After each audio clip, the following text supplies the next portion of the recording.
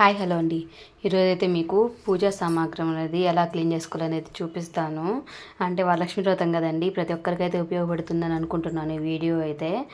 మరి ఇది సోడా ఉప్పు అయితే తీసుకున్నాను, అది లెమన్ సోడా అండి, లెమన్ సాల్ట్ అయితే తీసుకున్నాను, వామ్ వాటర్ అయితే అలాగే మీ దగ్గర విమ్ లిక్విడ్ ఉంటే విమ్ లిక్విడ్ వేసుకోండి. అలాగే బట్టలు సర్పు ఉంటుంది కదా, అదైనా వేసుకోవచ్చు. ఇదిగోండి అంతా కరిగేసినాక ఇలా వేసుకోవాలి. ఇది హాట్ వాటర్ అండి, వామ్ హాట్ వాటరు, దాంట్లో వేస్తే సరిపోతుంది.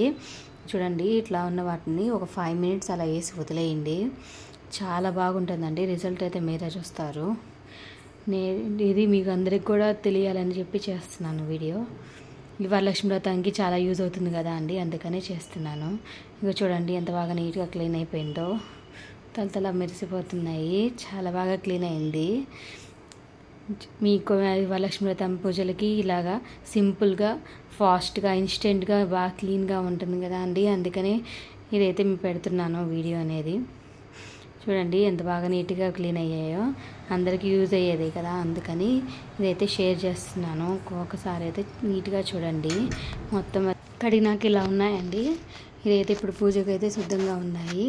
Thank you for watching. Please subscribe my channel.